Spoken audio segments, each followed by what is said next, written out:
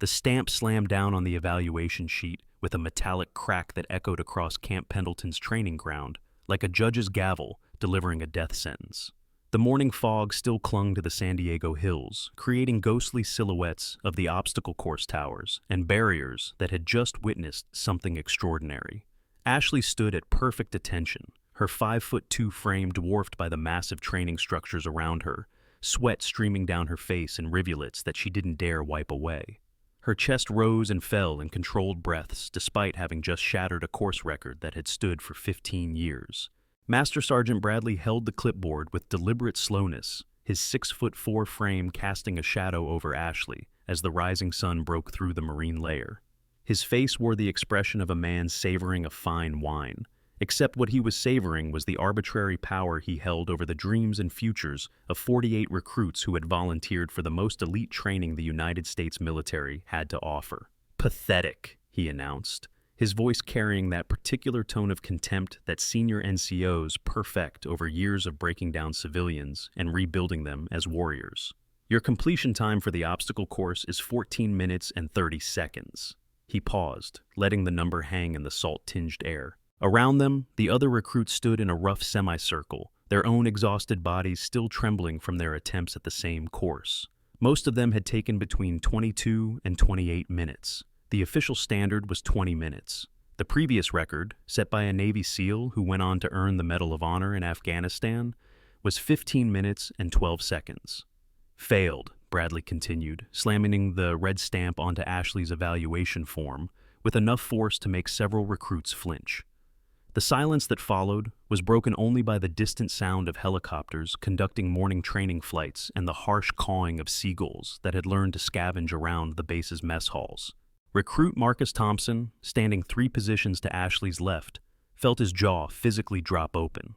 The 23-year-old former college linebacker had watched Ashley flow through the obstacle course like water through a canyon, her movements so efficient they seemed choreographed. He'd been timing her on his watch, certain he was witnessing history being made. "Sir, I think there's been a mistake," Thompson heard himself saying, before his brain could stop his mouth. It was like watching someone else make a terrible decision in slow motion. Bradley's head turned toward Thompson with the mechanical precision of a tank turret acquiring a target. His gray eyes, cold as winter steel, fixed on the younger man with an intensity that could have melted titanium. "Recruit Thompson," Bradley said, his voice dropping to a whisper that somehow carried more menace than a shout. "Are you questioning my evaluation methods?" Thompson's throat went dry. He could feel the other recruits subtly distancing themselves from him, as if his insubordination might be contagious. "Sir, I just meant that 14 minutes 30 seconds it's below the record, sir." "The record," Bradley repeated, seeming to taste each word. "The record, Recruit Thompson, is for those who complete the course correctly. Recruit Ashley here demonstrated numerous technical failures in her approach to various obstacles. Speed without precision is just sloppy desperation." Ashley hadn't moved a muscle during the entire exchange. She stared straight ahead at some fixed point beyond the horizon, her brown eyes revealing nothing. Not anger, not disappointment, not even surprise. Her stillness was so complete it was almost unnatural, like a sniper in a hide site who had learned that even breathing could give away your position. Sweat had carved clean lines through the dust on her face, but she didn't blink when drops rolled into her eyes. What Bradley and the other instructors couldn't know, what they had no way of knowing, was that they weren't just being watched by the security cameras that dotted the base. They were being evaluated, tested, and measured by someone who had spent 3 years preparing for exactly this moment. Every word, every action, every small abuse of power was being cataloged and would soon become evidence in something much larger than a simple training evolution. "Next exercise in 15 minutes, Bradley announced to the group. "Weapons assembly and disassembly. Anyone who thinks they know better than the instructors can feel free to ring the bell." He gestured toward the brass bell mounted on a post near the barracks, the bell that signaled voluntary withdrawal from the program, the sound of dreams dying, and warriors admitting defeat. As the recruits dispersed to hydrate and prepare, Thompson caught up with Ashley at the water station. She was filling her canteen with the same mechanical precision she brought to everything, the water level stopping at exactly the fill line, the cap screwed on with exactly 3.5 turns. "That was garbage and everyone knows it," Thompson whispered urgently, You destroyed that course. I've never seen anyone move like that. Ashley finally looked at him, and Thompson felt a chill run down his spine. Her eyes weren't those of a frustrated recruit facing unfair treatment.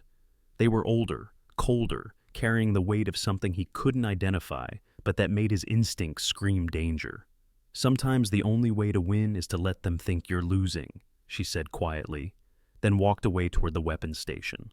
Thompson stood there, water running over his canteen and onto his boots, trying to process what he'd just heard. There was something about the way she'd said it, not like a platitude or motivational quote, but like operational guidance, like something you'd say before a mission where the objective wasn't what it appeared to be. The weapons assembly area had been set up on the parade ground, with 8-foot tables arranged in prestigious rows.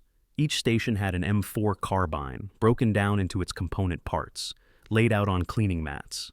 The smell of gun oil and solvent hung heavy in the warming air, mixing with the ever-present scent of the Pacific Ocean that was never more than a few miles away no matter where you stood on Camp Pendleton. Instructor Derek Mitchell strutted among the tables like a rooster surveying his domain. At 6 feet 3 inches and 220 pounds of muscle that he maintained with religious devotion to the base gym, Derek was everything the recruiting posters promised. Square jaw, blue eyes, arms that stretched his uniform sleeves to their limit. He'd been a decent soldier once, before discovering that his real talent lay in making himself feel bigger by making others feel small. "Listen up, recruits," Derek announced, his voice carrying that forced enthusiasm of someone who enjoyed their job for all the wrong reasons. "You have 2 minutes to completely disassemble and reassemble your weapon. This is not a race. This is about precision, muscle memory, and attention to detail. Anyone who fails to properly reassemble their weapon will receive a failing grade for this evolution. Begin on my mark." Ashley stood at her station, hands resting lightly on the table. To her left, recruit Jennifer Kim watched her nervously. Kim was one of only 4 women in the program, a 25-year-old former combat medic who had transferred from the Army to pursue her dream of becoming a Marine Special Operations officer.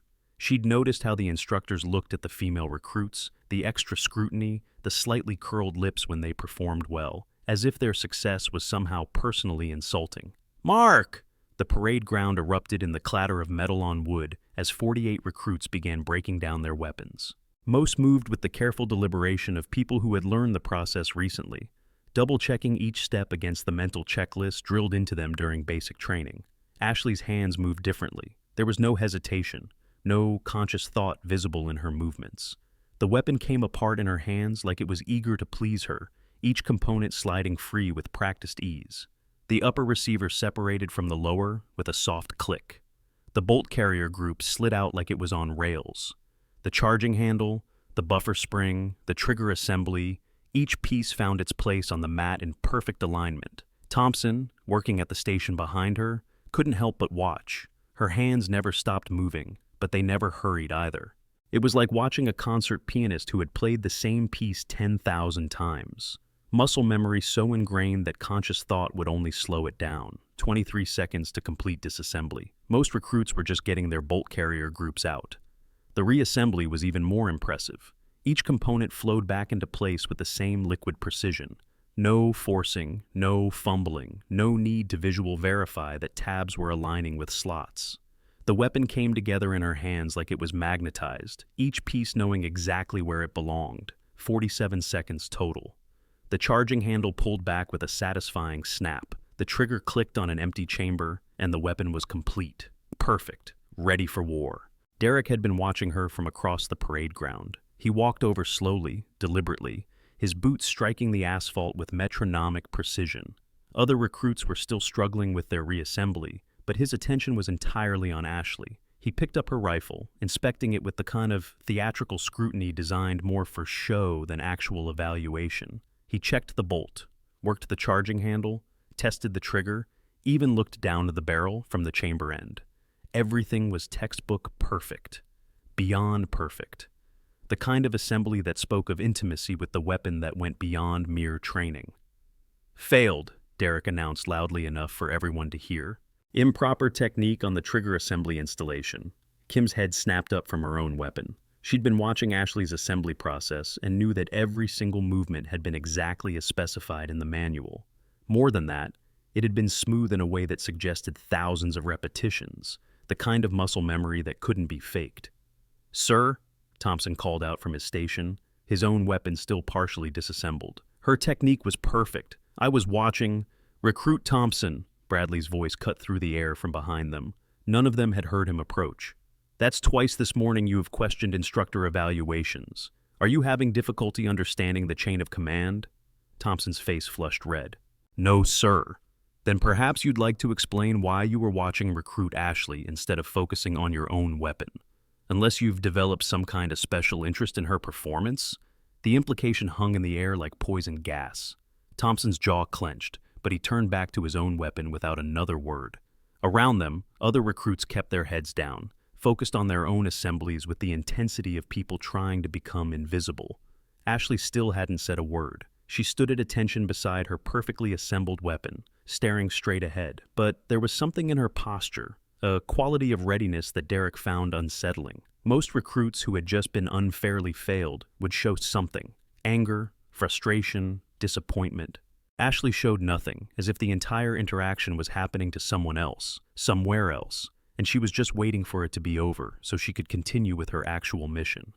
Before we continue this story of injustice and hidden truth, take a moment to hit that subscribe button if you believe real warriors come in all sizes. Your support helps us share more stories of unsung heroes who prove that true strength isn't always visible on the surface. Drop a comment below telling us where you're watching from.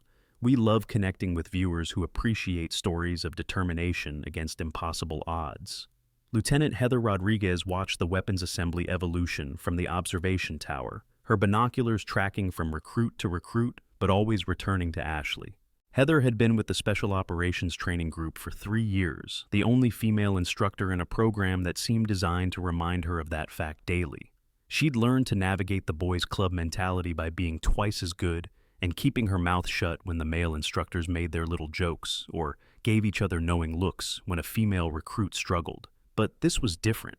This wasn't the usual harsh training designed to weed out the weak. What she was witnessing was targeted, deliberate sabotage. And the recruit it was being directed at was handling it with a composure that seemed almost supernatural. Heather had seen thousands of recruits come through the program. She could usually categorize them within the first day: the naturals who would sail through, the grinders who would make it through sheer determination, the washouts who were just discovering the difference between wanting to be special operations and actually being special operations. But Ashley didn't fit any category. She moved like someone who had already been where this training was supposed to take her. The morning continued with small unit tactics, where recruits were divided into fire teams and tasked with clearing a mock urban environment. It was a complex evolution that required communication, coordination, and trust between team members. Ashley was assigned to a team with Thompson, Kim, and recruit David Chen, a quiet 24-year-old who had emigrated from Taiwan as a child and saw military service as his way of giving back to his adopted country. The training village was a collection of cinder block buildings designed to simulate a Middle Eastern town, complete with narrow alleys, multiple stories, and dozens of rooms that could hide threats or civilians. The objective was simple: clear the village of hostile targets, instructors with paintball guns, while avoiding civilian casualties, cardboard cutouts. Instructor Kevin Walsh, a former Army Ranger who still carried himself with the swagger of someone who had fast-roped from helicopters into combat zones, briefed them with barely concealed disdain. Team 4, you have the honor of going first. That means the opposing force is fresh, alert, and knows exactly where you're coming from. Try not to embarrass yourselves too badly. As the team prepared to enter the village, Ashley spoke for the first time during a tactical evolution. "Thompson, take point. Chen, watch our 6. Kim, you're with me on the middle. Standard stack, but stay loose. This setup favors defenders."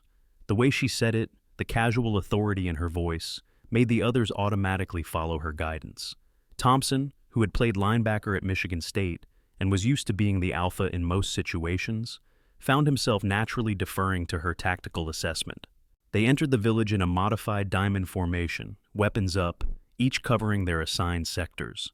The first building appeared empty, but Ashley held up a closed fist. "Freeze." She pointed 2 fingers at her eyes, then at a window on the second floor of the building across the alley, the barely visible shadow of a barrel. Without verbal communication, she directed the team into cover positions, then produced a small piece of broken concrete. She threw it further down the alley, where it clattered loudly. The barrel in the window swung toward the sound, and Thompson put 2 paintball rounds through the window. First, kill. They cleared 7 buildings in 12 minutes, neutralizing 8 hostile targets with 0 civilian casualties and taking only 1 hit, a graze on Chen's shoulder that the instructors grudgingly admitted might not have been fatal. It was the kind of performance that should have earned commendations. Instructor Walsh looked at his stopwatch, then at his evaluation sheet. Failed. Excessive noise discipline violations. Kim couldn't help herself. Sir, we maintained noise discipline throughout the... Are you questioning my evaluation, Recruit Kim? Walsh's voice carried a warning that every woman in the military recognized. Don't make waves. Don't be difficult. Don't give them another reason to say you don't belong here.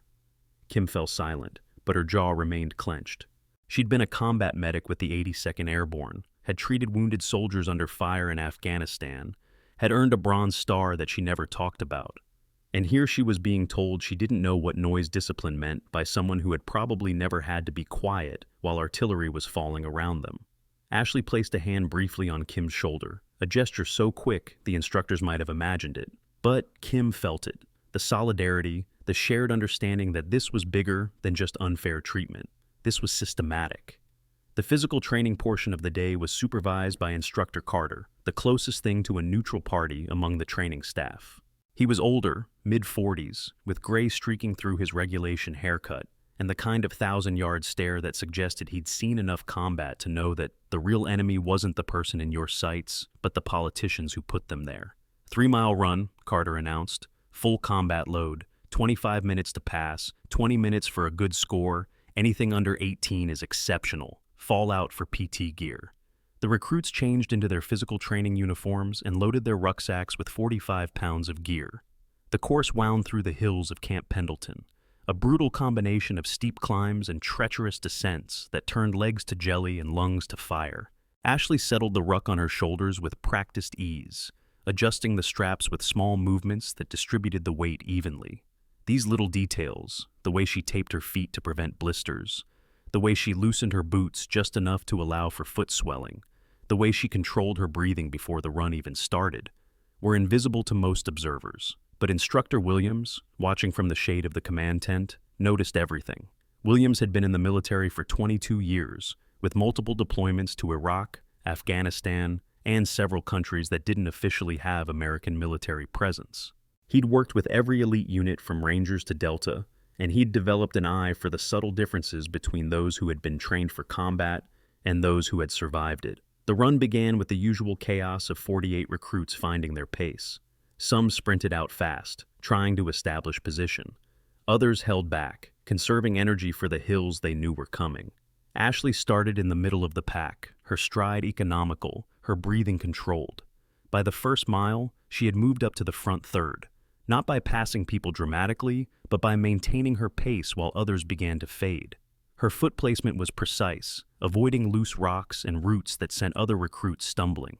Her posture remained upright even as the weight of the ruck tried to pull her forward. The first major hill separated the wheat from the chaff.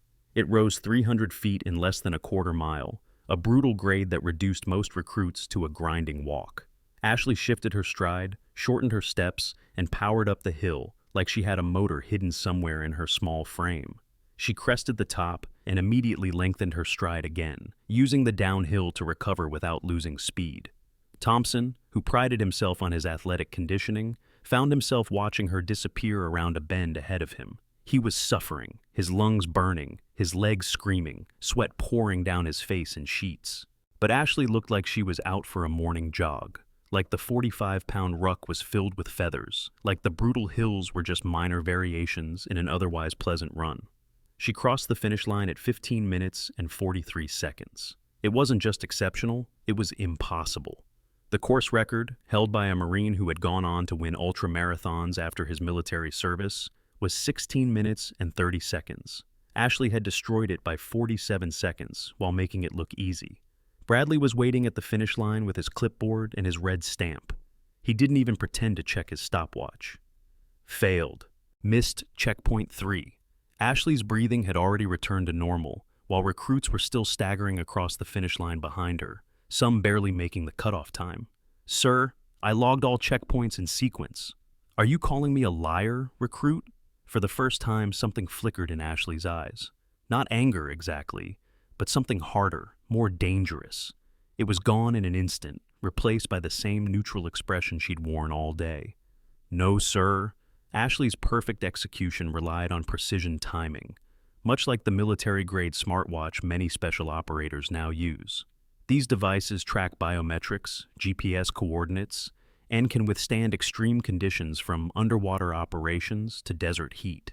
With features like encrypted messaging and night vision compatibility, these tactical timepieces have become essential tools for modern warriors who need split-second accuracy in life-or-death situations. The afternoon brought medical training in the field trauma bay, a collection of training mannequins and medical supplies designed to simulate the chaos of treating casualties under fire. The scenario was straightforward. Stabilize a wounded soldier with multiple trauma points, including arterial bleeding, tension pneumothorax, and a compromised airway. The standard time for successful completion was 5 minutes. Good performance was 4 minutes. The instructors didn't even track times below 3 minutes because they didn't happen. Instructor Kevin Walsh ran this station with the pride of someone who had saved lives in combat. His Ranger Scroll and Combat Medical Badge were always prominently displayed, and he never missed an opportunity to remind recruits that medical training was just as important as marksmanship, because you couldn't shoot your way out of a sucking chest wound. "Recruit Ashley, you're up," Walsh announced with the tone of someone about to enjoy a show. "Let's see if you can handle something that requires actual skill instead of just running fast." Ashley approached the trauma mannequin and quickly assessed the situation. The training scenario was complex: multiple wound patterns, limited supplies, and a ticking clock that simulated the golden hour, where intervention could mean the difference between life and death. Most recruits froze for several seconds, just trying to prioritize treatments. Ashley didn't freeze. Her hands moved with the same liquid precision she'd shown with the weapons assembly. Tourniquet applied to the femoral bleed with the exact pressure needed to stop arterial flow without causing nerve damage. The application was textbook perfect, but the speed was something else. Her hands moved like they'd done this hundreds of times, muscle memory overriding conscious thought. Chest seal applied to the sucking chest wound, positioned to allow air out but not in, preventing the lung from collapsing further. She didn't fumble with the adhesive backing, didn't second-guess the placement. The seal went on like it was magnetized to the exact spot it needed to be. Airway cleared and secured with a nasopharyngeal tube. The angle of insertion perfect, the depth exactly right. Most recruits were too tentative with airway management, afraid of causing damage. Ashley worked with the confident precision of someone who had done this on real people, under real fire, when hesitation meant death. 3 minutes and 12 seconds. She stepped back, hands bloody from the simulated wounds, and waited for evaluation. Walsh stared at his stopwatch, then at the mannequin, then at Ashley. The treatment was perfect. Not just passing, not just good, but the kind of perfect that would be used as a training video for other medics.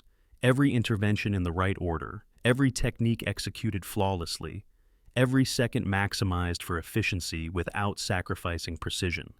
"Failed," he announced, his voice slightly strained. "Didn't follow standard protocol order." Lieutenant Heather Rodriguez had been observing from 10 meters away, and she stepped forward.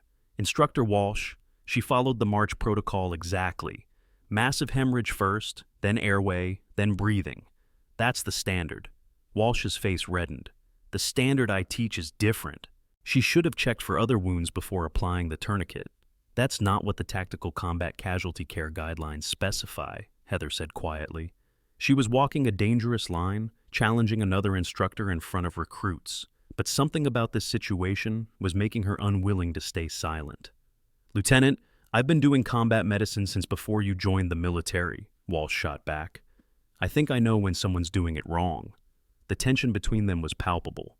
Around them, other recruits continued their medical training, but everyone was listening, waiting to see how this confrontation would resolve. It was rare to see instructors disagree openly, rarer still to see it happen over a recruit's performance. Ashley remained silent throughout the exchange, standing at attention beside the trauma mannequin. But as she waited, her sleeve pulled back slightly, revealing a scar on her forearm. Not the random mark of an accident, but a precise line that looked almost surgical, or like the kind of controlled cut that came from very specific types of training. Survival, evasion, resistance, and escape training, where operators learn to endure and overcome torture. The kind of training that left very specific scars in very specific places. Kim, working at the adjacent station, saw the scar and felt her breath catch. She'd seen similar marks on a Delta Force operator she'd treated in Afghanistan, a woman whose name she never learned, but whose eyes carried the same weight Ashley's did. The same 1,000-yard stare compressed into a 20-yard glance.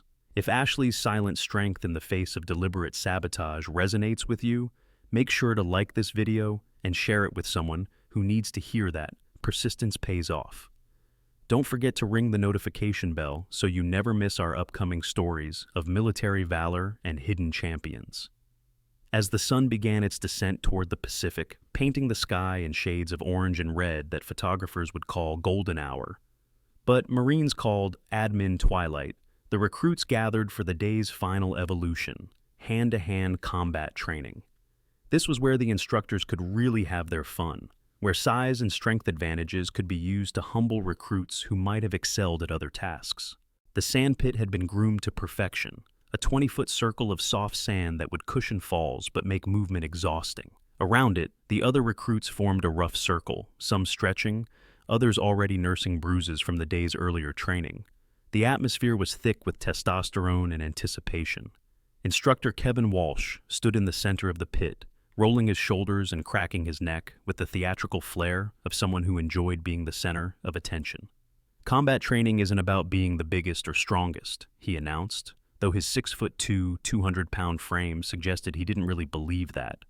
It's about technique, timing, and the warrior spirit. Today, I'll be personally evaluating each of you. He scanned the assembled recruits, his eyes stopping on Ashley. Recruit Ashley, since you've been failing everything else today, let's see if you can at least take a punch. You're up first. Ashley stepped into the pit without hesitation, her boots sinking slightly into the soft sand. She was giving up 8 inches in height and nearly 100 pounds in weight.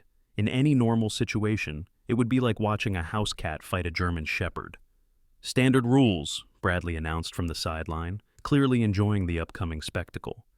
First to 3 points or a submission wins. Points for takedowns, controlled strikes, or dominant positions held for 3 seconds. Ashley assumed a fighting stance that was subtly different from what they had been taught in basic training. Her feet were wider, her weight distributed differently, her hands held lower than the traditional guard position. It was the kind of stance that looked wrong to anyone who'd only learned from manuals, but would be instantly recognizable to anyone who'd learned from survival. Walsh circled her slowly, taking his time, letting the size differential sink in for everyone watching. You know, Ashley, there's no shame in ringing the bell. This program isn't for everyone, especially not for people who can't handle physical confrontation. Ashley didn't respond, didn't react, didn't even track him with her eyes. She stood perfectly still in the center of the pit, conserving energy, waiting.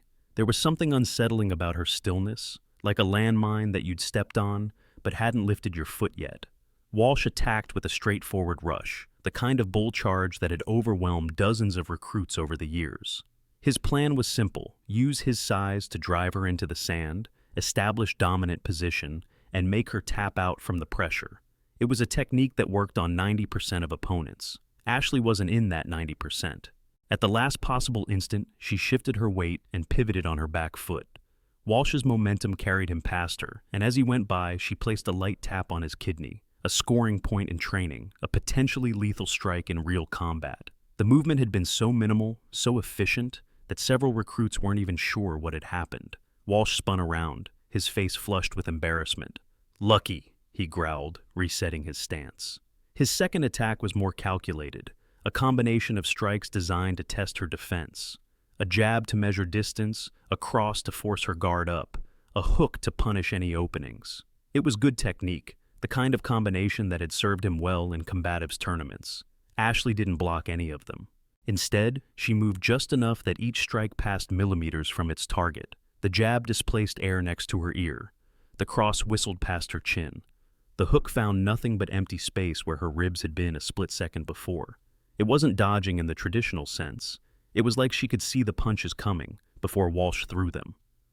When he overextended on a right cross, frustrated by his inability to connect, Ashley stepped inside his guard with a movement so smooth it looked choreographed. Her palm struck his solar plexus with precisely enough force to score a point without causing real damage. But everyone watching could see that she could have hit much harder if she'd wanted to.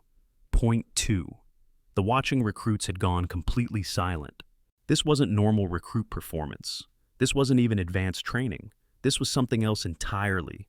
Something that belonged in special operations training videos or martial arts demonstrations, not in a basic selection course. Walsh's face had turned an alarming shade of red, embarrassment mixing with anger, and something that might have been fear. He abandoned technique entirely, launching himself at Ashley with a tackle that had ended real fights in combat zones, the kind of takedown that used mass and momentum to overwhelm any defense. But Ashley wasn't there when he arrived. She dropped to one knee and rolled, using his own momentum to send him flying over her. As he landed hard in the sand, she was already moving, flowing up behind him as he tried to recover. Her arm snaked around his neck, not applying pressure, just positioned for what would have been a blood choke. Point 3. 8 seconds. The entire match had taken 8 seconds. The sandpit had become a theater of absolute silence.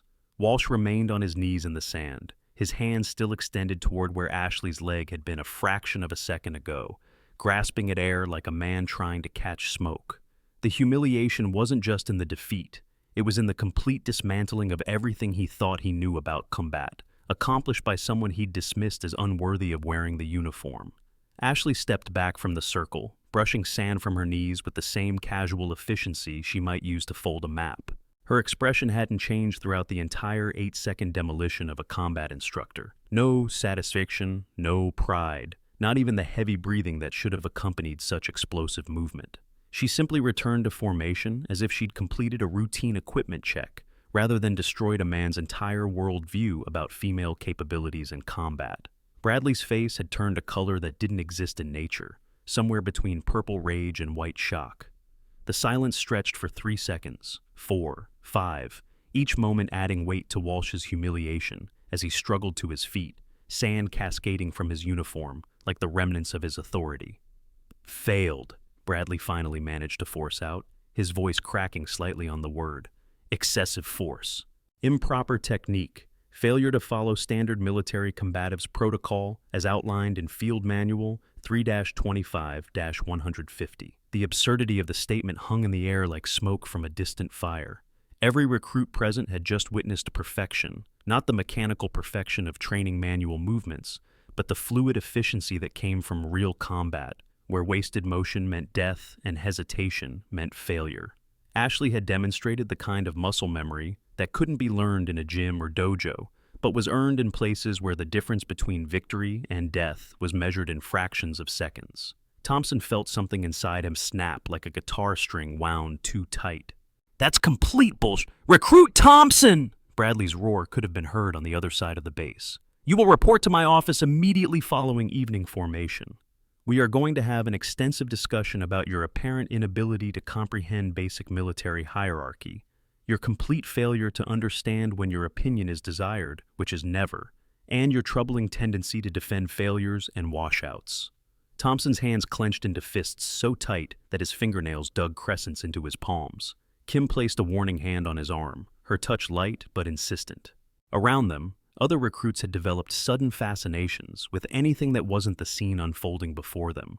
The horizon, their boots, the clouds overhead that promised rain, but would probably deliver only more oppressive humidity. Chen whispered barely audibly, "This is insane. She just demonstrated advanced close-quarters combat techniques. I've seen Special Forces operators who couldn't move like that."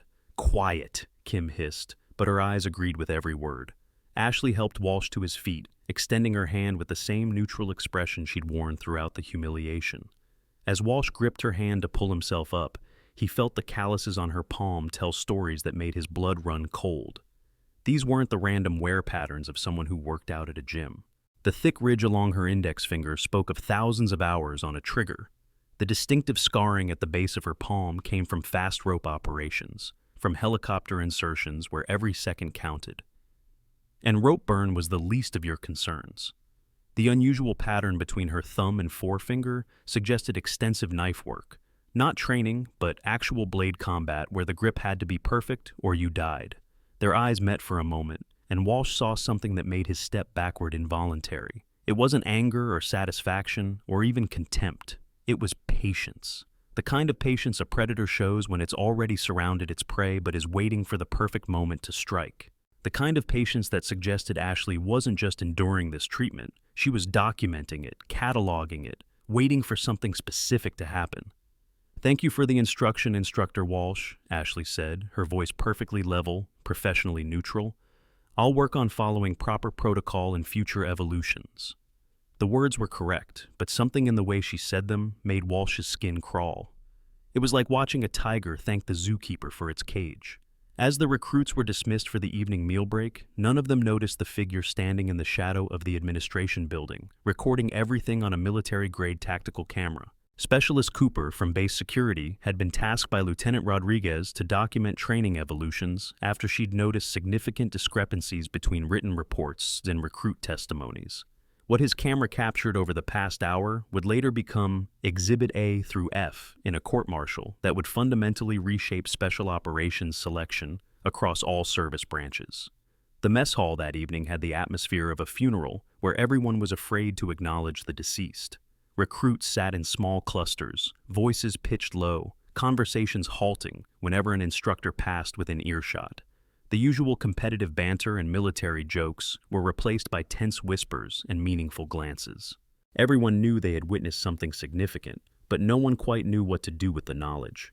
Ashley sat alone at her usual corner table, eating with mechanical precision that turned even this basic human necessity into an exercise in discipline. 15 chews per bite, measured sips of water at regular intervals. Even the way she held her utensils suggested muscle memory and training. Her position gave her clear sight lines to all entrances and exits, her back to a wall, her dominant hand always free. Habits that spoke of environments where meal interruptions came in the form of incoming fire rather than dinner announcements. Thompson approached with his tray, followed closely by Kim and Chen. They sat without asking permission, creating a small island of solidarity in an ocean of institutional hostility. "You know they're going to escalate now," Thompson said quietly, his voice barely carrying across the table. That display didn't just embarrass Walsh. It threatened their entire power structure. "You made them look weak, and weak instructors don't last long in this environment." Ashley continued eating without responding, but her eyes flickered briefly to each entrance, cataloging who was coming and going, noting positions and potential threats with the automatic precision of someone for whom situational awareness had become as natural as breathing. Kim leaned forward, her medical training making her notice things others missed. "That scar on your forearm, the one that showed when your sleeve pulled back during the throw, that's not from training, that's a defensive wound. Someone tried to cut you with a blade, and you blocked it with your arm." Ashley's chewing didn't pause, but something in her stillness became more pronounced, like a pond whose surface had suddenly frozen. "And the way you moved," Chen added, his voice analytical, "that wasn't mixed martial arts or military combatives. That was something else, something designed for elimination, not submission. Where did you really train?" Ashley finally looked up, and for just a moment, her mask slipped. What they saw in her eyes made all three of them lean back instinctively. It wasn't aggression or warning, it was depth. The kind of depth that suggested experiences and capabilities that existed in spaces they couldn't imagine. "Sometimes," Ashley said quietly, her voice carrying despite its low volume, "the best way to expose a predator is to let it think the prey is helpless. Sometimes you have to let them commit fully to the attack before you can justify the response."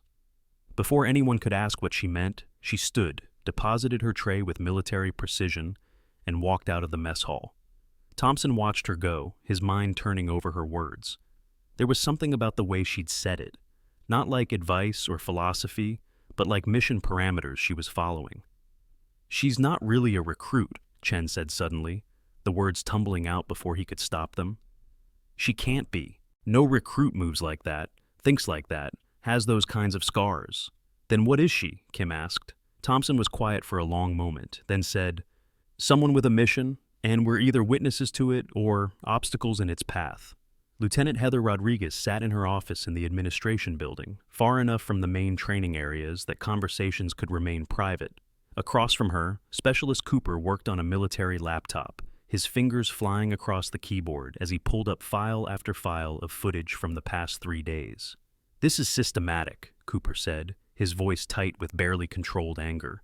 "Every single evolution, she exceeds standards by margins that shouldn't be possible for a recruit, and every single time, they fail her. Look at this." He pulled up the obstacle course footage, showing it from multiple angles. 14 minutes, 30 seconds. The current course record is 20 minutes even. She didn't just beat it, she destroyed it. And watch her form. This isn't someone trying hard. This is someone holding back. Heather studied the footage, noting details that became more troubling with each viewing. "Run her weapons assembly again. Slow it down."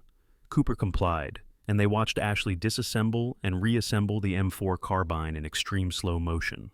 "There," Heather pointed at the screen. "Stop. Look at her hands. She's not thinking about the movements. This is pure muscle memory, but more than that. See how she checks the chamber? That extra tap on the forward assist? Those are combat modifications, things you do when your life depends on the weapon functioning in adverse conditions. No recruit would know to do that." "Lieutenant," Cooper said quietly, "who the hell is she? That's what we need to find out. Run a deep background check, full spectrum. Use my authorization code if you hit any walls." Cooper's fingers flew across the keyboard, diving through layers of military databases, personnel files, training records. Then suddenly he stopped, his face going pale. "Lieutenant, you need to see this." The screen showed a cascade of warning messages, each more severe than the last.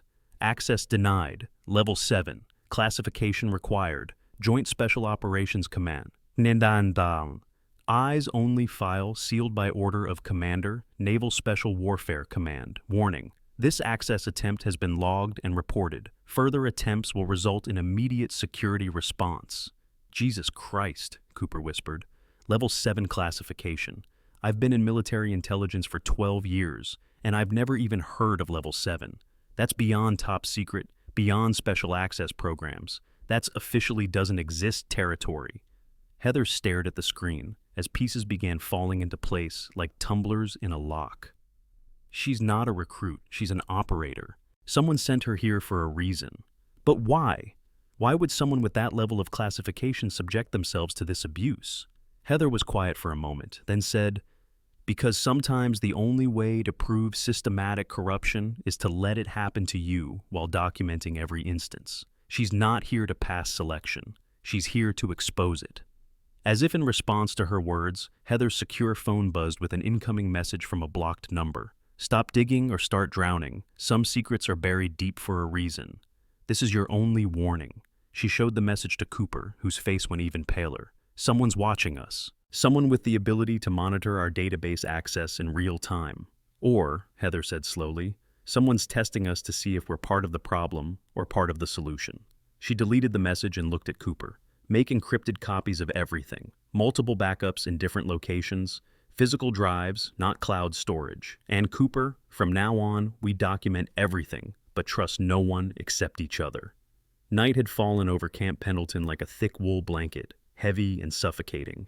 The marine layer had rolled in from the Pacific, reducing visibility to mere meters and turning the base into a collection of glowing islands in a sea of gray mist. Perfect conditions for the night navigation exercise that would separate those with natural instincts from those who merely memorize procedures from a manual. The recruits assembled at the starting point, their compasses and maps sealed in waterproof cases, red lens flashlights barely penetrating the fog. Bradley stood before them with Derek and Walsh flanking him, all three wearing military-grade night vision goggles pushed up on their helmets, equipment that regulations clearly stated the recruits should also have for safety reasons, but which had been conveniently forgotten in the equipment issue.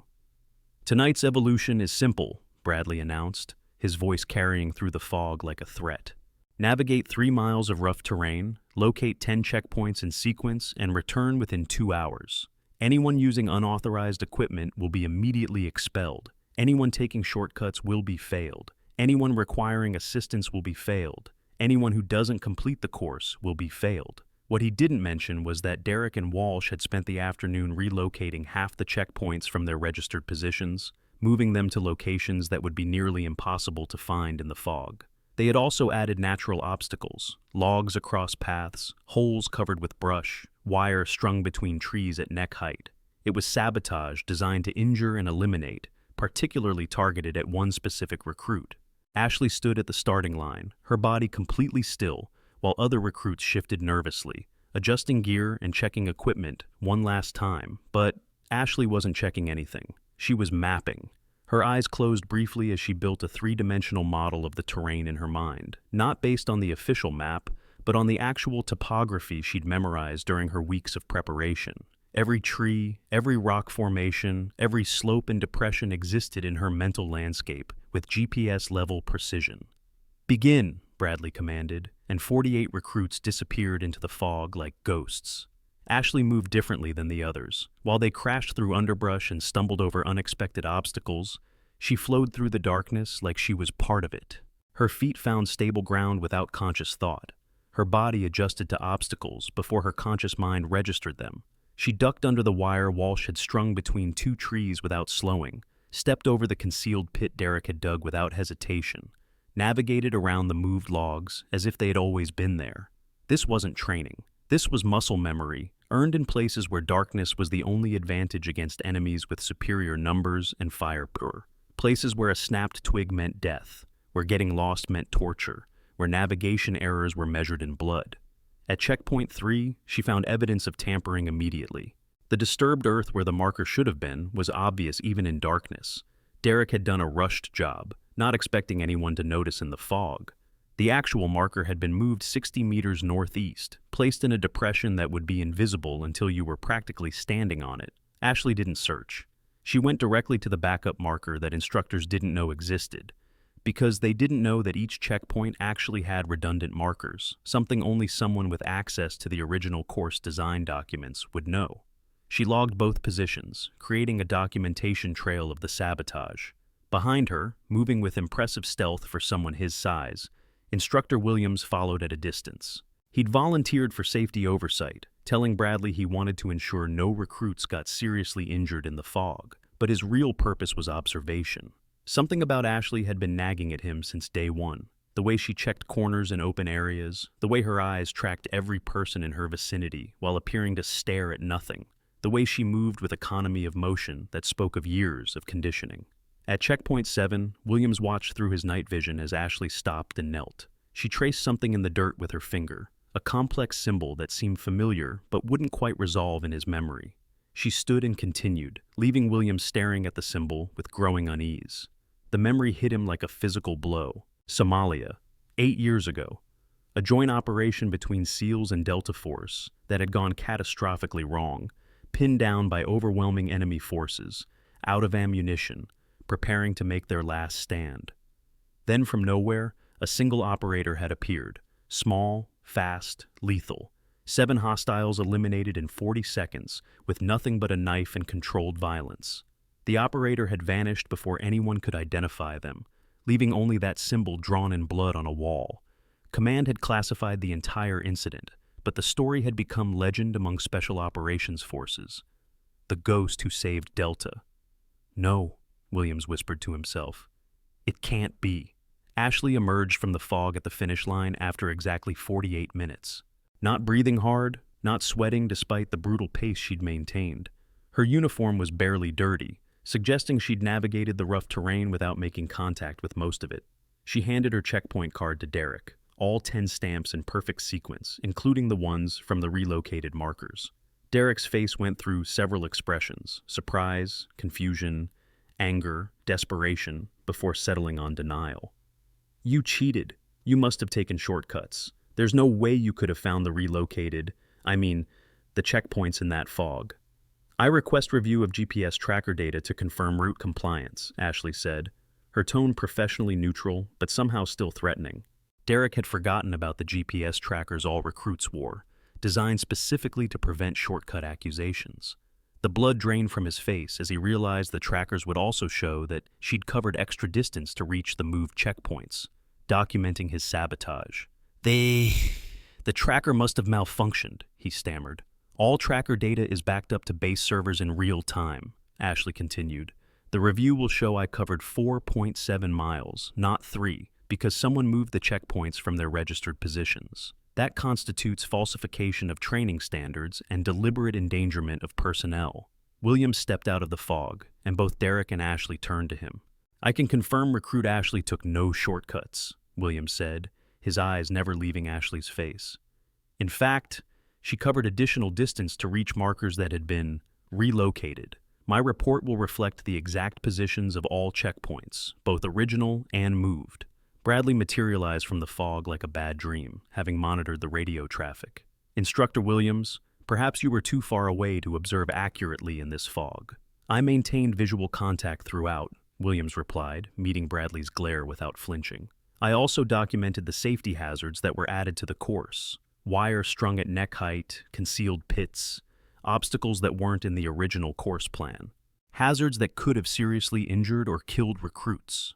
The sound of other recruits stumbling out of the fog interrupted the confrontation. They emerged in ones and twos, some bleeding from encounters with the wire, others limping from falls into concealed obstacles. Two were completely lost and had to be guided back by radio. The contrast with Ashley's perfect completion was impossible to ignore. Thompson emerged with Kim and Chen, all three showing signs of the brutal course.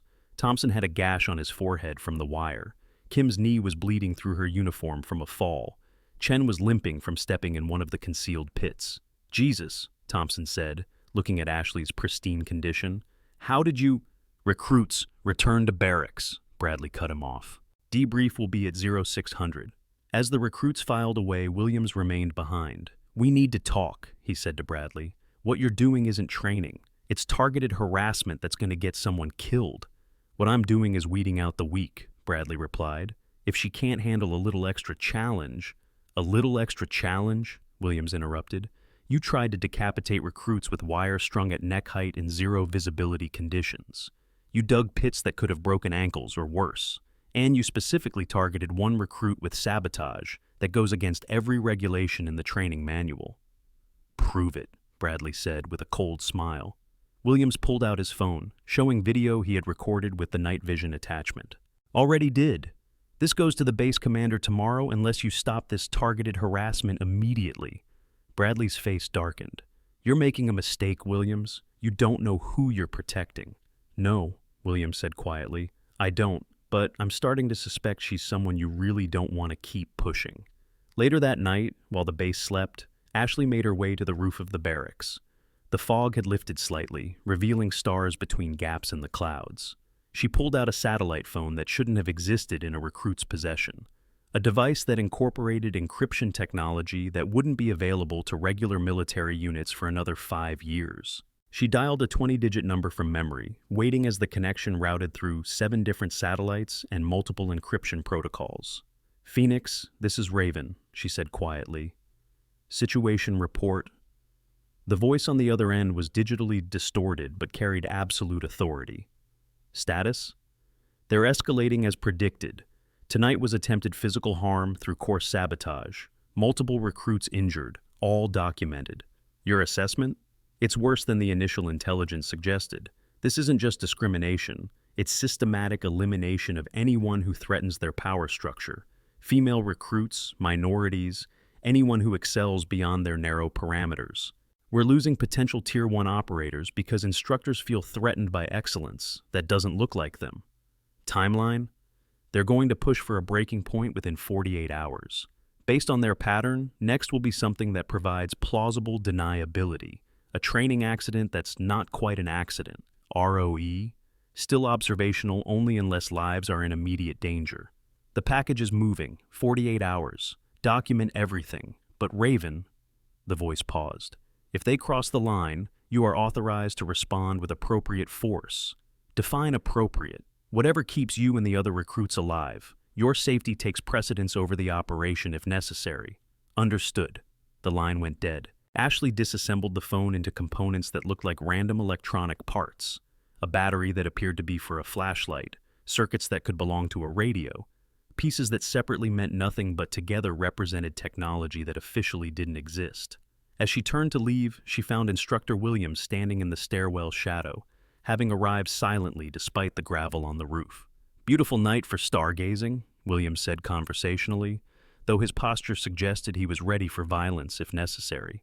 "Too much light pollution," Ashley replied. "You have to look harder to see what's really there."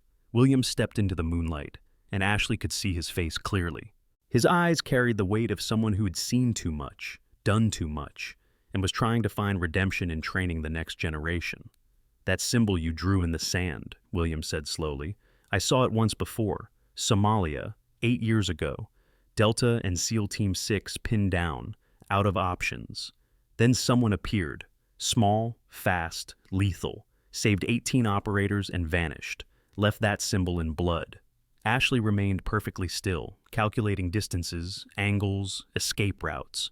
Williams was positioned to block the stairwell, but she could go over the edge if necessary. It was only a 20-foot drop to soft sand, survivable with proper landing technique. "That's an interesting story," Ashley said neutrally. "It is," Williams agreed, "especially since the operator who did that was reportedly killed in action 2 years later in Syria. Closed casket funeral, full military honors. Except I have a friend in intelligence who swears he saw her in Afghanistan 6 months after that funeral." People see what they expect to see. Or they see what's really there if they look hard enough. Williams took a step closer. "I'm not your enemy. I've been watching Bradley and his crew poison this program for 2 years. Filed reports that disappeared, raised concerns that were dismissed, watched good soldiers get railroaded because they didn't fit someone's narrow definition of what special operations should look like. Why are you telling me this? Because tomorrow night, they're planning something. I heard Derek and Walsh talking. They're going to create a training accident, something that will either seriously injure you or give them grounds for immediate dismissal. They know you're too good, that your performance is making their discrimination too obvious, so they're going to solve the problem permanently." Ashley processed this information without any visible reaction. "Thank you for the warning." Williams studied her face in the moonlight. "You're not surprised?" "No." "And you're not worried?" Ashley's slight smile was more terrifying than any threat could have been. "No." Williams actually took a half step back. "Who are you?" "Someone who's been watching," Ashley replied. "Someone who's documented everything. Someone who is about to ensure that the cancer you've been fighting gets cut out root and stem." Before Williams could respond, Ashley moved, not toward the stairwell or the edge, but simply past him, flowing around his position like water around a rock. By the time he turned, she was already at the stairwell door. "Tomorrow night," Williams said to her back. "Whatever they're planning, I'll try to be there." "Don't," Ashley said without turning. "Your intervention might complicate things. Just ensure the other recruits are clear of the immediate area when it happens." "When what happens?" "When they learn that some prey has teeth." She disappeared down the stairwell, leaving Williams alone on the roof with the uncomfortable realization that he might have just been talking to one of the most dangerous people in the American military. And tomorrow night, Bradley and his crew were going to find out exactly how dangerous. Special operations personnel understand the importance of securing their family's future in high-risk professions. Many elite operators invest in specialized life insurance policies designed specifically for military members in hazardous duties. These comprehensive plans offer coverage that standard policies won't touch, including combat zones, training accidents, and classified operations. With guaranteed acceptance for active duty personnel and benefits that transfer tax-free to beneficiaries, these policies ensure that their ultimate sacrifice will always provide for those they leave behind. The next morning arrived wrapped in tension so thick it could be cut with a knife. The fog had lifted, replaced by harsh sunlight that turned the base into a furnace before 0800 hours. The recruits assembled for morning formation, but something was different. Bradley, Derek, and Walsh weren't wearing their usual expressions of casual cruelty. They looked like predators who had decided to stop playing with their food. "Today's evolution will separate warriors from wannabes," Bradley announced, his voice carrying across the parade ground. "Live fire exercise in the kill house. Real bullets, real consequences. This is where we find out who has what it takes and who should go home." Several recruits exchanged alarmed glances. Live fire exercises and training were extremely rare and required extensive safety protocols. Multiple safety officers, medical personnel on standby, strict ammunition control, and clear fields of fire. But looking around, there were no extra medical personnel, no additional safety officers, no observers. Just the three instructors, all wearing body armor and carrying loaded weapons with full magazines. Teams of 4, Bradley continued, his eyes finding Ashley with the precision of a laser designator. Recruit Ashley, you'll demonstrate proper room clearing technique with myself, Derek, and Walsh. Show everyone how it's done. Kim stepped forward. Sir, shouldn't recruits be paired with other recruits? Mixing instructors and recruits in live-fire exercises violates... Are you questioning my training methods, Recruit Kim? Bradley's voice dropped to a dangerous whisper that somehow carried to every ear present. Perhaps you'd like to join the demonstration? The threat in his voice was clear. Kim stepped back, but her eyes found Ashley's, conveying a warning that couldn't be spoken aloud. Every recruit present could feel something wrong in the air, like the pressure drop before a tornado. Thompson moved slightly closer to Ashley. This is a setup, he whispered, barely moving his lips. They're going to... I know, Ashley replied just as quietly. When it starts, get the others clear. Before Thompson could ask what she meant, Bradley barked. Form up. Recruit Ashley, take your position. They entered the kill house through the main entrance. The structure was a maze of interconnected rooms and corridors designed to simulate urban combat, complete with furniture, mannequins representing civilians, and pop-up targets that could appear from multiple angles. The walls were reinforced concrete, theoretically capable of stopping rifle rounds, but everyone knew that ricochets in confined spaces were just as deadly as aimed shots. Bradley took point position with Ashley behind him, Derek at third, and Walsh pulling rear security. Standard 4-person stack formation for room clearing, except Ashley noticed immediately that both Derek and Walsh had their weapons oriented more toward her than toward potential threats. Their safeties were off, fingers inside trigger guards. Violations of basic weapons handling that would get recruits immediately failed. The first room cleared normally, Bradley engaging a paper target with a controlled pair to center mass, professional, by the book, establishing a pattern of normalcy. The second room also cleared without incident, though Ashley noticed Derek and Walsh adjusting their positions, creating angles that would put her in their line of fire. As they approached the third room, every instinct Ashley had developed over 73 classified operations screamed danger. The angles were wrong. Derek and Walsh had positioned themselves so that when she entered the room, she'd be in a perfect crossfire with no cover available. Bradley would claim target fixation, a training accident, friendly fire in the confusion of room clearing. The investigation would find procedural violations, but no proof of intent. Stack up, Bradley commanded, his voice tight with anticipation. This was it, the moment of decision.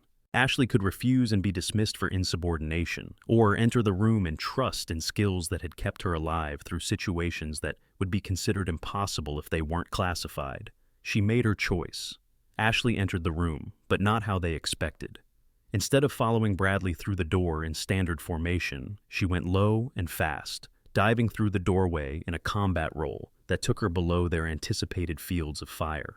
Derek's shot sparked off the concrete where her center mass should have been. Walsh's rounds hit the doorframe where her head would have been in standard entry position. But Ashley was already moving, having come up from her roll behind a concrete barrier that the instructors hadn't accounted for. In one fluid motion, she transitioned from her rifle to her sidearm, not to engage the instructors, but to put 2 perfect shots into the paper target in the corner that they'd missed in their eagerness to create their accident. Check fire! Check fire! The voice booming over the killhouse speakers wasn't from the range safety officer. It was from Commander Marcus Williams, who shouldn't have been anywhere near Camp Pendleton. All weapons safe. Everyone exit the structure immediately. The lights came on fully, flooding the kill house with harsh fluorescent brightness. Through the observation windows, they could see not just Commander Williams, but an entire team of people who didn't belong there. Military police, officers from the Judge Advocate General's office, and several individuals in suits who radiated federal authority.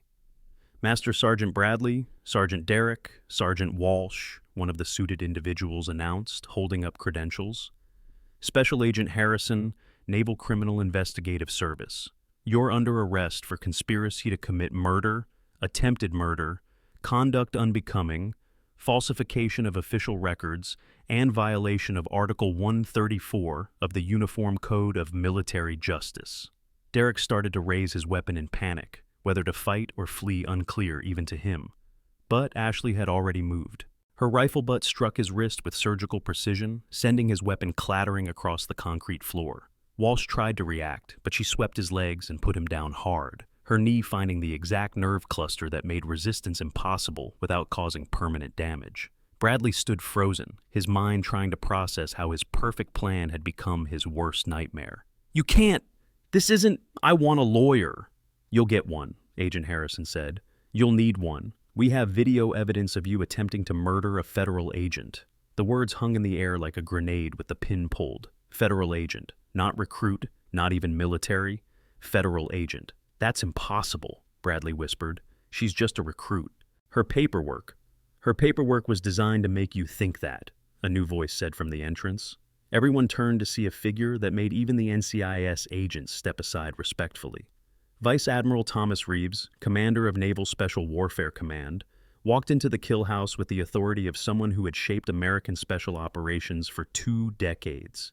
The trident on his chest wasn't just any SEAL insignia.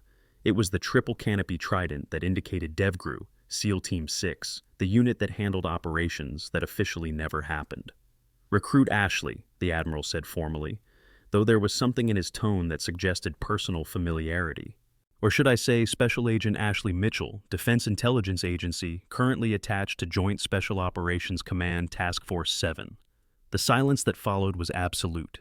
Even the air seemed to stop moving. Task Force 7, words that weren't supposed to be spoken above a whisper, referring to capabilities that existed in the space between myth and nightmare. "Sir," Ashley responded, snapping to attention. But the Admiral wasn't done. "Or perhaps," he continued, his eyes never leaving Ashley's face, "I should use your operational designation. Ghost 7, Raven." If the previous revelation had been a grenade, this was a nuclear bomb. Ghost units weren't supposed to be real. They were stories, legends, myths that circulated in the special operations community about operators who could do the impossible, who appeared when all other options failed, who completed missions that didn't officially exist. Ashley reached up and pulled off her training shirt, revealing the black tank top underneath. But it wasn't the clothing change that made everyone gasp. It was the tattoo visible on her right shoulder blade, a black phoenix rising from stylized waves, the number 7 integrated into its design in a way that seemed to shift, depending on the viewing angle, and beneath it, text in a language that looked like Sanskrit but wasn't quite, that seemed to spell ghost when viewed directly, but became something else in peripheral vision. "That's not possible," Walsh wheezed from the floor. "Ghost units are myths, stories to scare enemies." Ashley knelt beside him, and when she spoke, her voice had changed. The careful neutrality was gone, replaced by something that made everyone in the room take an involuntary step back. "We're not myths," she said quietly. "We're what happens when Delta and SEALs face impossible situations. We're the ones who succeed where conventional special operations fail. We're the nightmares that keep America's enemies awake, wondering if every shadow hides death." She stood and addressed the room, though her words were clearly meant for the recording devices everyone could see were now active. 73 operations in 19 countries. Missions that never happened in places America was never present against enemies that didn't officially exist.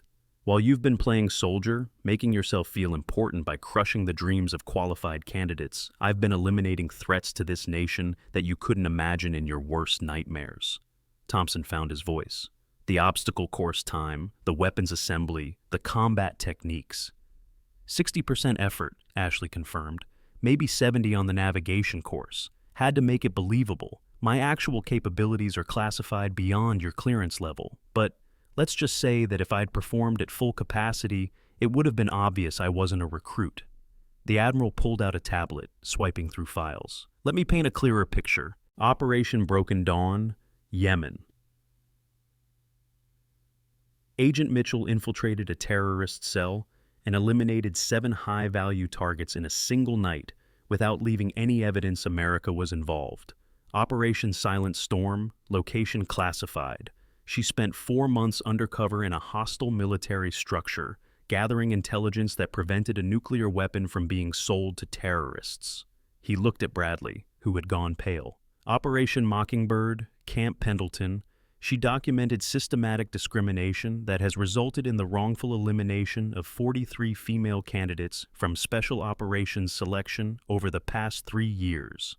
"43, Ashley repeated, her voice carrying the weight of those destroyed careers. 43 warriors this nation desperately needed, rejected not because they couldn't meet standards, but because they threatened your fragile masculine egos. Warriors who could have saved American lives, who could have completed missions, who could have served with distinction, but you decided they didn't look right for your boys' club." Captain Rodriguez, the MP not the instructor, stepped forward with a tablet of his own.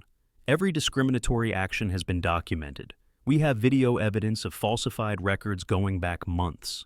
Audio recordings of planning sessions where you specifically discussed how to eliminate female candidates. Written communications where you coordinated your discrimination." Bradley's face had gone from pale to green. "I want immunity. I'll testify about who else was involved. This goes higher than just us." "It does," Agent Harrison confirmed. "And they're all being arrested as we speak. 17 instructors across 3 bases, 4 officers in personnel command who helped falsify records, and 2 general officers who knew about the discrimination and chose to ignore it."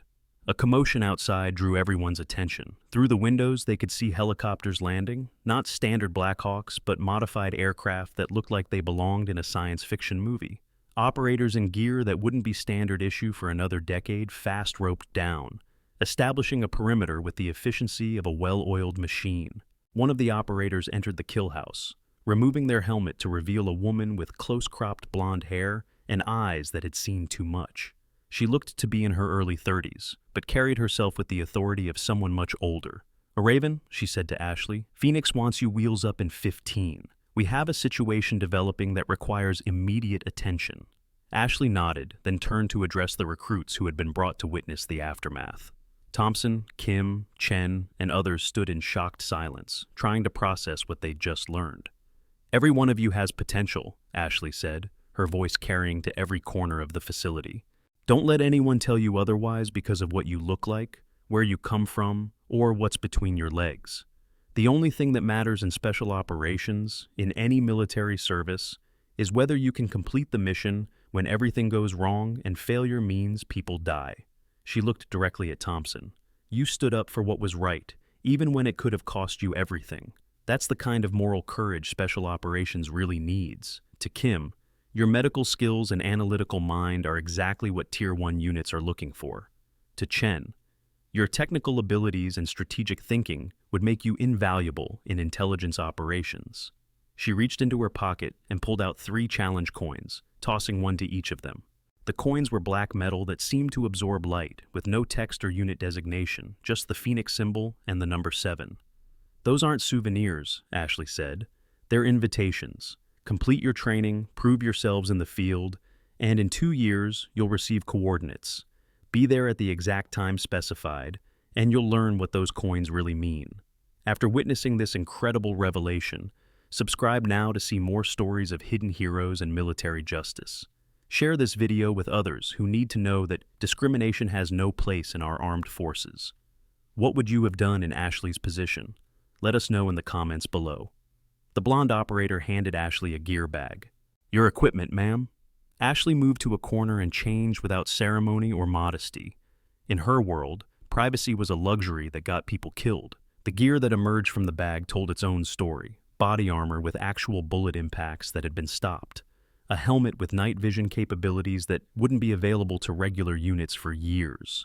Weapons modified in ways that would make military armorers weep, either with envy or horror. As she geared up, her entire demeanor transformed. The recruit disguise fell away completely, replaced by something that made even the NCIS agents step back. This was what a weapon looked like in human form, not aggressive or threatening, but absolutely lethal when necessary.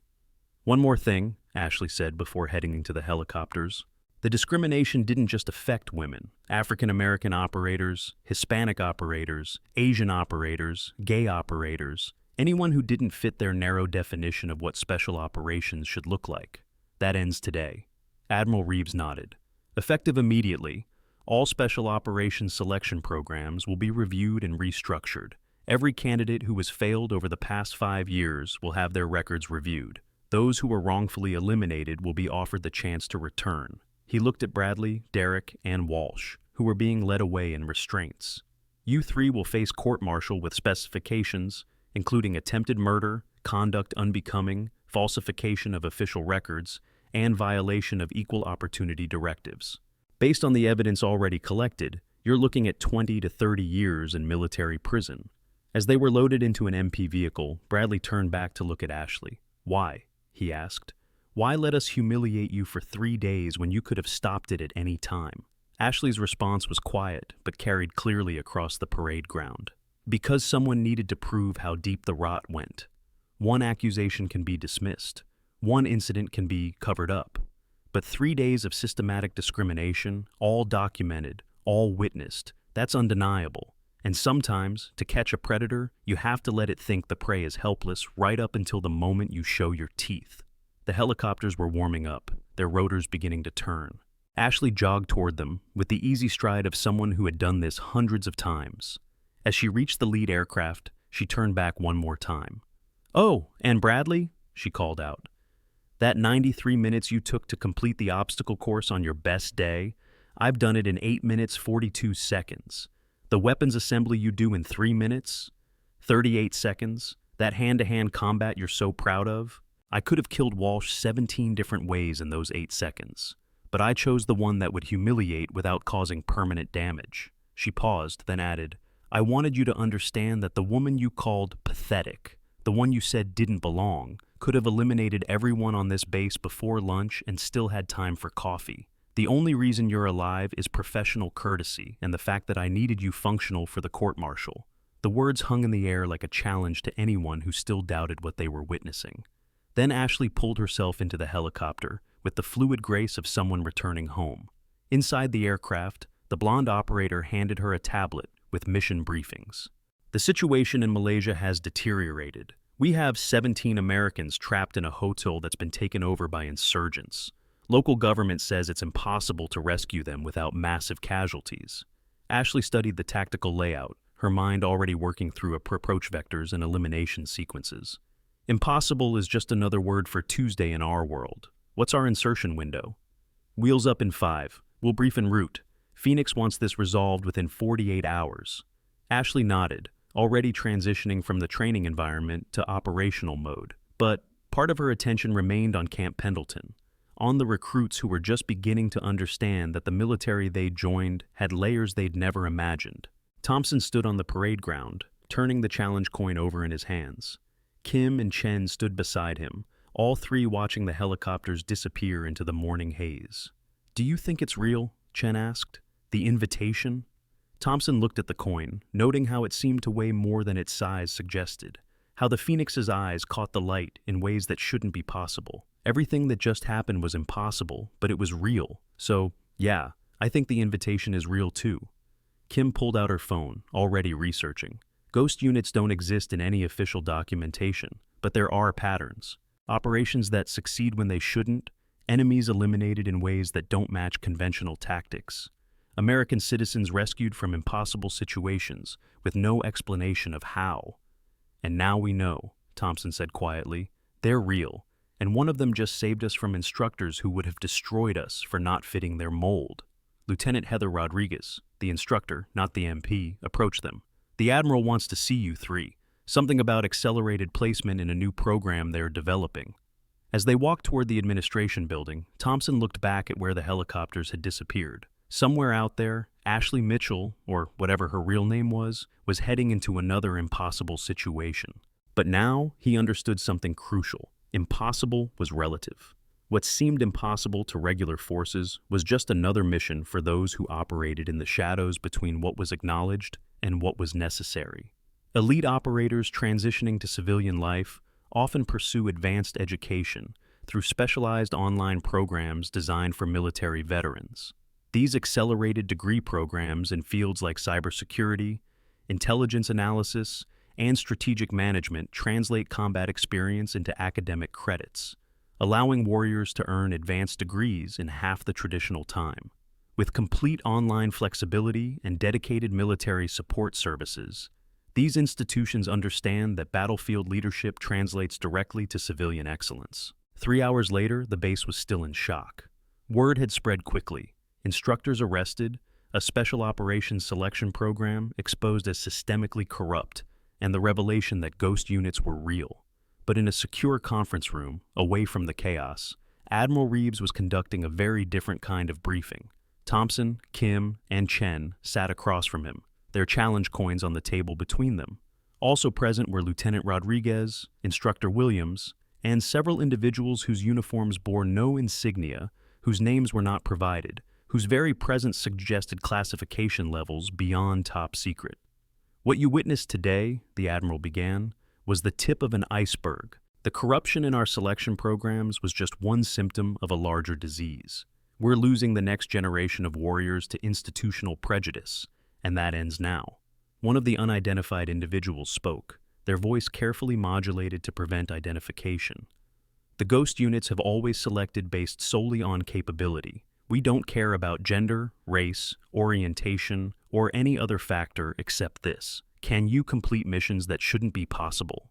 They pulled out a tablet, showing statistics that made Thompson's head spin. In the past 5 years, ghost units have completed 317 operations that conventional forces deemed impossible. The operators who accomplished these missions came from every background imaginable. What they had in common wasn't physical appearance, but mental capability, moral flexibility, and the ability to become someone else entirely when the mission required it. Kim leaned forward. The medical procedures Ashley demonstrated, those weren't standard combat medicine. Those were techniques I've only read about in classified journals. Agent Mitchell has medical training equivalent to a trauma surgeon, the Admiral confirmed.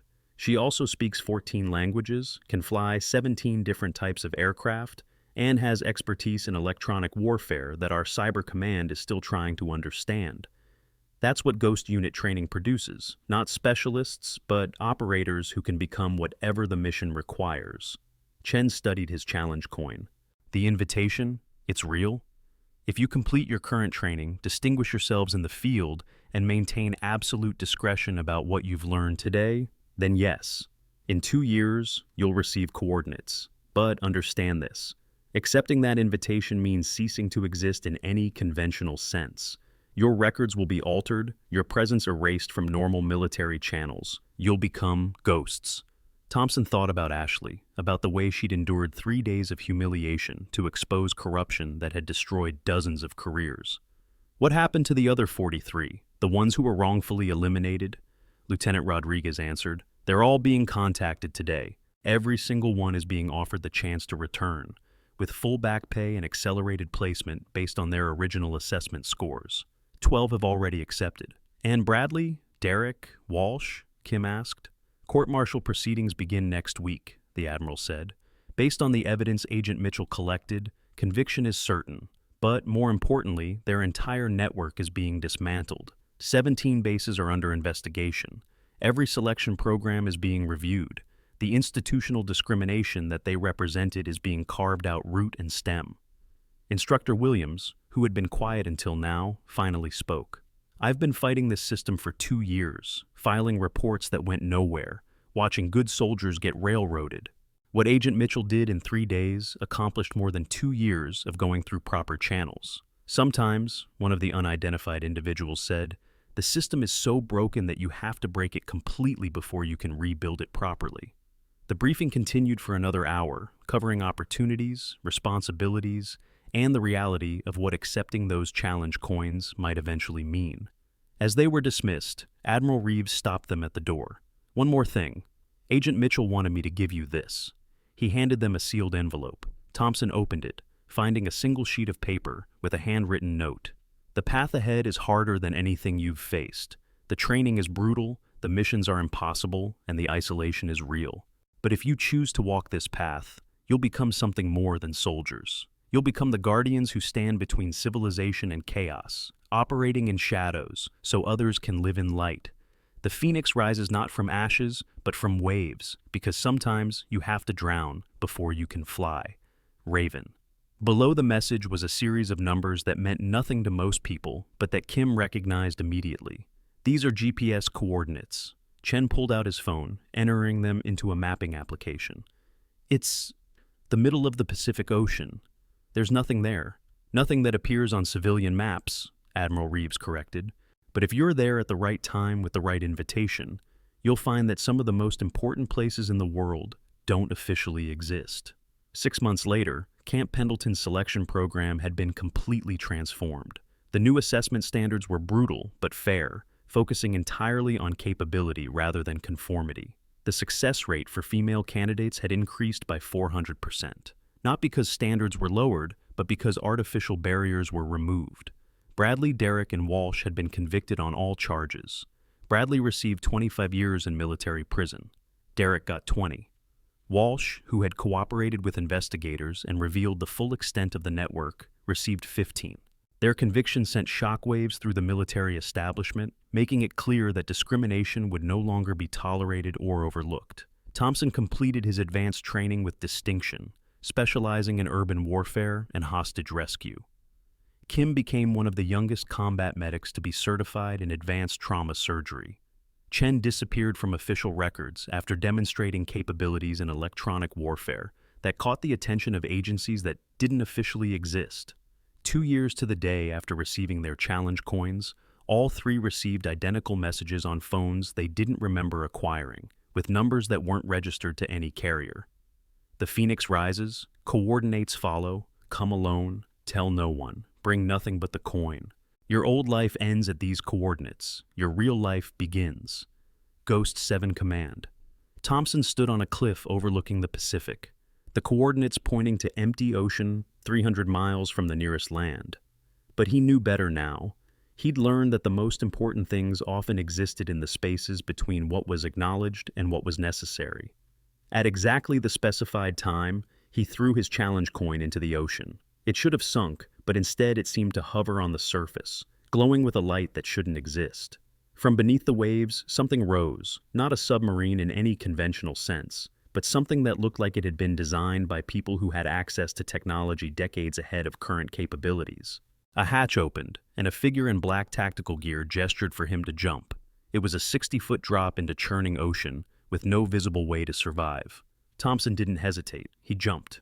Somewhere in Malaysia, in a hotel that had been declared impossible to assault without massive casualties, Ashley Mitchell was proving once again that impossible was just another word for a mission that required ghost units. The insurgents never saw her coming. The hostages were rescued without a single civilian casualty. The official report credited local security forces with the operation. Ashley smiled as she read the after-action report that erased her involvement. Being forgotten was part of the job. Being invisible was the point. Being a ghost meant accepting that your greatest victories would never be celebrated, your most heroic actions would never be acknowledged, and your sacrifices would never be known. But somewhere, 3 new recruits were about to learn what it meant to be more than soldiers. They would discover that serving in the shadows required sacrificing everything that normal people valued: fame, recognition, even identity itself. They would learn that being called pathetic by those who couldn't see your true nature was just another form of camouflage for those who operated beyond the edge of possibility. The Phoenix rises from the waves, the number 7 glows in the darkness, and the ghosts stand watch over a nation that will never know they exist. Because in their world, the greatest victory is the war that never has to be fought, the enemy that never gets the chance to strike, the threat that gets eliminated before it becomes real. And sometimes, just sometimes, it all starts with letting yourself be failed on an obstacle course by instructors who have no idea they're grading a ghost.